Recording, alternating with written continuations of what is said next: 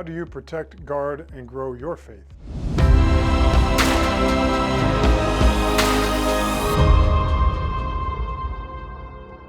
Doom scrolling.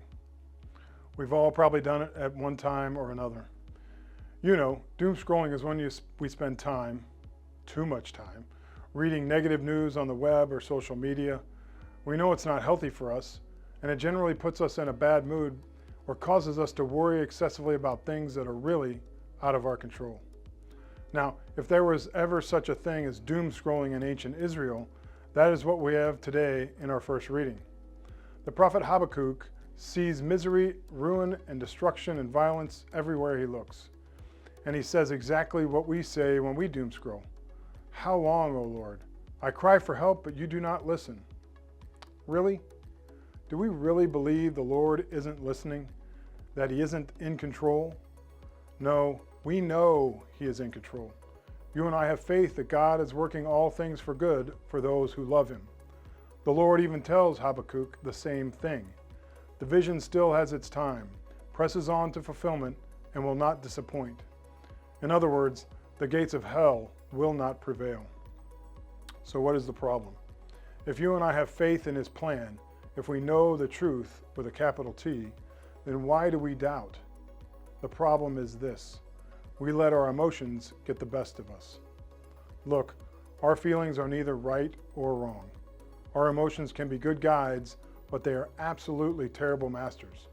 Many times they show us what our gut reactions are to the people or events that are our lives, but they aren't always in tune with what we really think about someone or something. What's the solution? Of course, we find the answer in a person, not in a program. The solution, of course, is Jesus. In today's gospel reading, it appears the apostles are just like us, just like Habakkuk. They are anxious about something. They want more faith. And when they ask Jesus to increase their faith, he reassures them that they don't need more faith. They already have the faith they need, and it doesn't matter how small their faith is.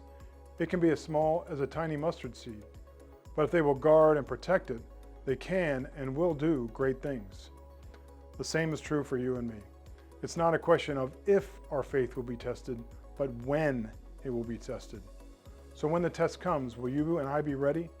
More importantly, how can you and I be sure we will be ready? Well, there's only one way to protect, guard, and grow our faith.